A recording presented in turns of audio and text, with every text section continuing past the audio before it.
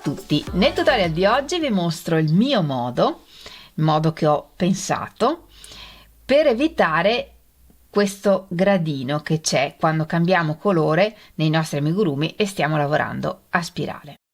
Vi devo dire che io ho iniziato a fare amigurumi e questa era l'unica tecnica per cambiare colore e attualmente ancora non mi dispiace per niente, anche perché questo gradino normalmente lo nascondiamo dietro, sotto le braccia, non si vede quasi mai. Ma diversi di voi mi hanno chiesto come evitare questo gradino.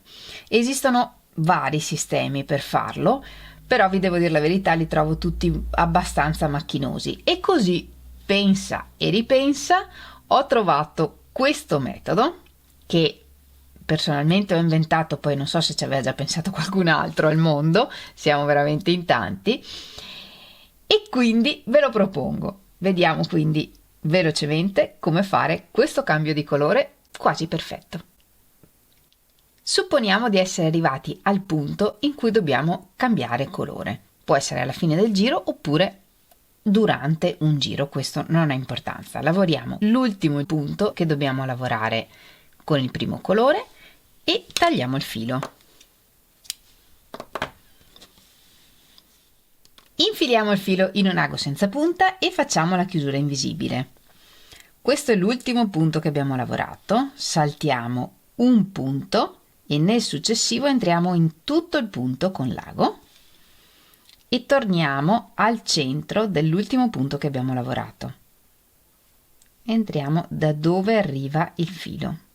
Prendiamo al centro e anche il filo che c'è appena dietro. E tirando creiamo una catenella e questa catenella che facciamo, che rappresenta il punto che abbiamo saltato sotto, piuttosto che farla un po' più grande dei punti, facciamola un po' più piccola, in questo modo. Sotto questa catenella che abbiamo appena fatto c'è il punto che abbiamo saltato. Questo filo orizzontale che vedete è la parte anteriore del punto che abbiamo saltato. Dietro c'è la parte posteriore che è questo filo. In questo filo annodiamo il filo.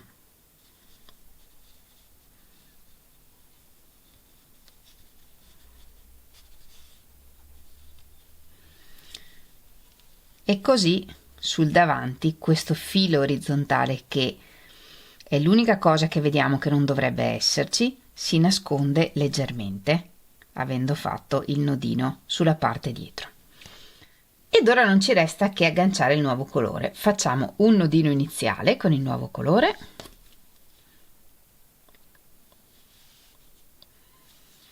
e partiamo proprio dal punto che abbiamo creato con la chiusura invisibile. Questo è l'ultimo punto basso che abbiamo lavorato con il blu. Entriamo nella catenella che abbiamo creato con la chiusura invisibile e lavoriamo il primo punto basso.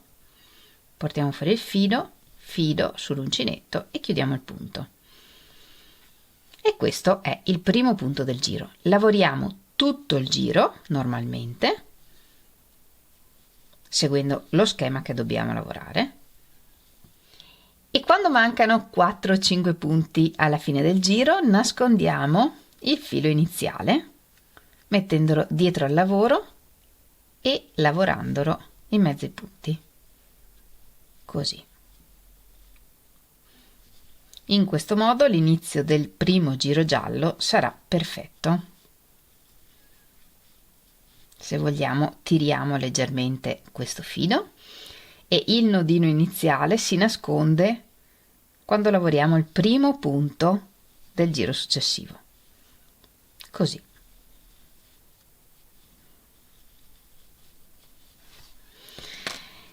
In questo modo appiattiamo la lavorazione a spirale in un modo, secondo me, molto semplice e pratico.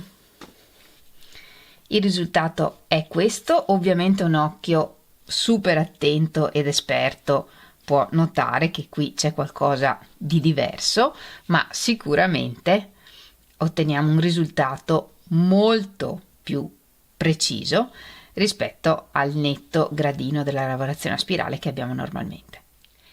E anche per oggi abbiamo terminato. Io spero tanto che questo trucchetto possa esservi utile e che lo metterete in pratica. Aspetto di leggere cosa ne pensate nei vostri messaggi.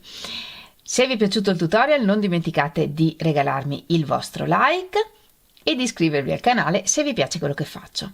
Come sempre vi ringrazio moltissimo di avermi seguita anche in questo tutorial. Noi ci vediamo lunedì prossimo con un nuovo tutorial e nel frattempo vi mando un grandissimo abbraccio e un bacio. Ciao!